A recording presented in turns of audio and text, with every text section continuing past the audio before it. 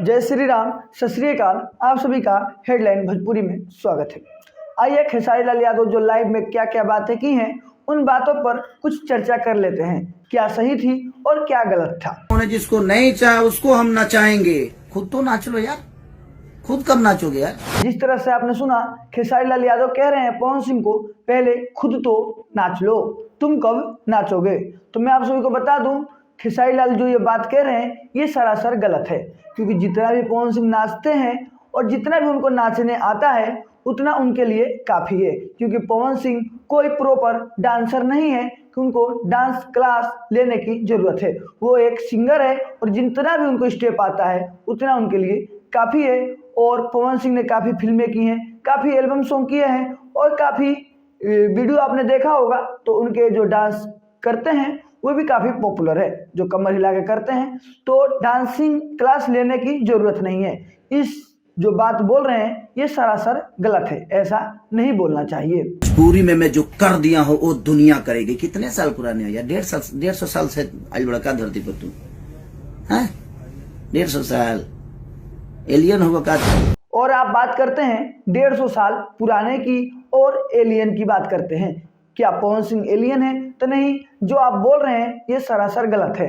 पर इतना जरूर कह सकता हूँ कि जो पवन सिंह ने भोजपुरी के लिए जो लॉलीपॉप सॉन्ग दिया है उसको का जब से आया है वो सॉन्ग, तब से भोजपुरी देश विदेशों में थोड़ा बहुत जो नहीं जानता था उसको भी जानने में मदद मिली है। यानी ये कहिए पवन सिंह 150 साल 200 साल तक जाने जाएंगे, क्योंकि उनके जो लॉलीपॉप सॉन्ग है वो काफ़ी देश दुनिया में प्रचलित है।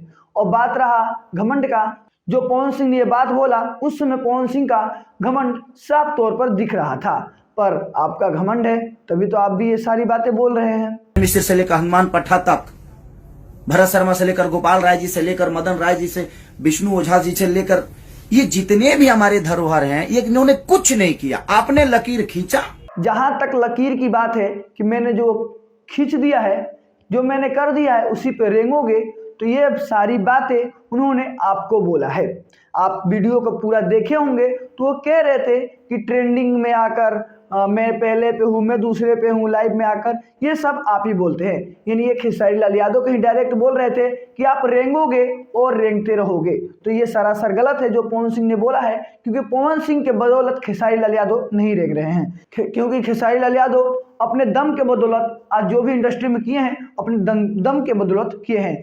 जबकि खेसारी लाल यादव बोल रहे हैं कि भिखारी ठाकुर, हनुमान पाठा और भरत शर्मा जैसे लोग, क्या उन्होंने भोजपुरी के लिए कुछ नहीं किया है। तो मैं बता दूं, ये जो ऑडियंस है उनका दिशा भटकाया जा रहा है, क्योंकि भिखारी ठाकुर, हनुमान पाठा और भरत शर्मा जी को पवन सिंह नहीं बोले हैं। वो साफ तौर पर खेसारी लाल यादव को टारगेट किए थे और वो खेसारी लाल यादव को ही बोले हैं, ना किसी और को, ना ही अपने जूनियर को, ना किसी सीनियर को। वो साफ तौर पर टारगेट किए थे खेसारी लाल यादव को, वे भी कुछ कारणों की वजह से।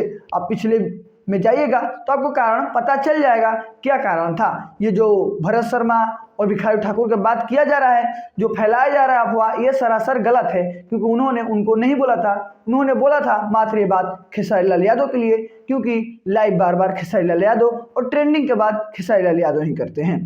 और बात रहा दारू पीने की, जो आप कह रहे हैं कि दारू पीकर स्टेज पर चढ़कर कोई भी कुछ बोलता है, तो इस बात का हम आपका समर्थन करते हैं कि वो दारू पी के चढ़े थे और आपको पता होगा तो कन्फर्म वो चढ़े ही होंगे।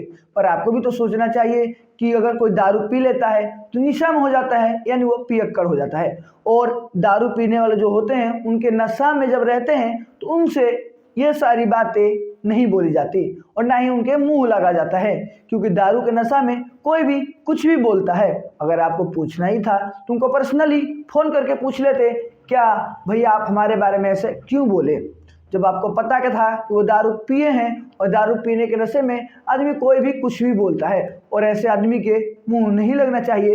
ये आपको सोचना चाहिए था और आपको इस बात पर लाइव आकर इतना बड़ा बतंगड़ नहीं बनाना चाहिए था। आप उनको फ़ोन करके पूछ लेते, भैया हमको काहे ऐसा बोले हैं, पर आपने तो ये किया नहीं। आप लाइव आकर पियक्कड़ से लेकर पता नहीं क्या क्या बोल गए। चुप हूँ, क्यों चुप है भाई? और बोले तो पोटी कर दिए, चुप थे तो ठीक था। आप बोल रहे हैं कि मुंह से उन्होंने पोटी कर दिया और पूरे स्टेज पर फैला दिया।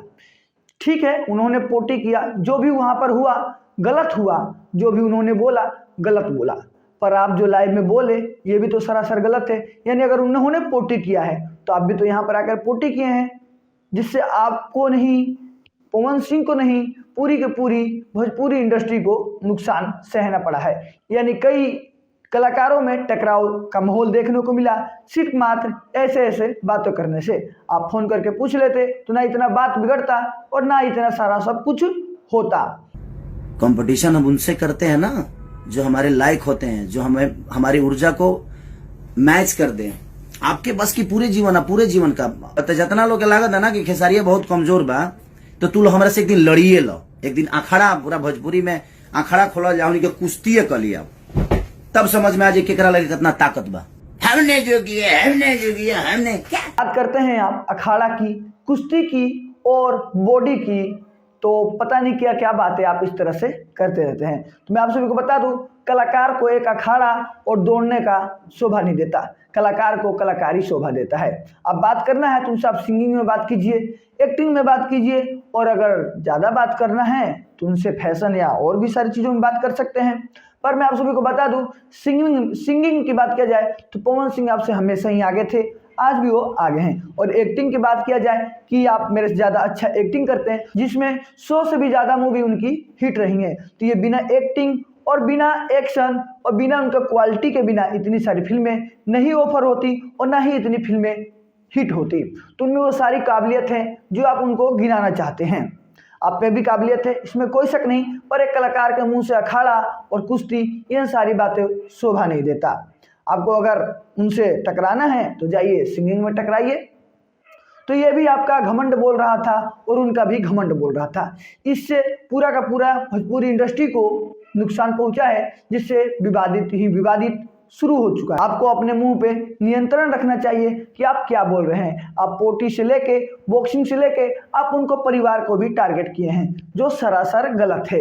अगर आप उनको बड़ा भाई मानते, अगर उनको आप गर्जीवन मानते, जो हर बार आप लाइव में बोलते रहते हैं, तो आपको उनके पास एक कॉल करना चाहिए था और पूछ लेना चाहिए था, भैया हमसे ऐसा क्या गलती हो गया कि आप हमें ऐसा बोल रहे हैं। आपको लाइव आकर उनकी इज्जत उछालने की कोई ज़रूरत नहीं थी।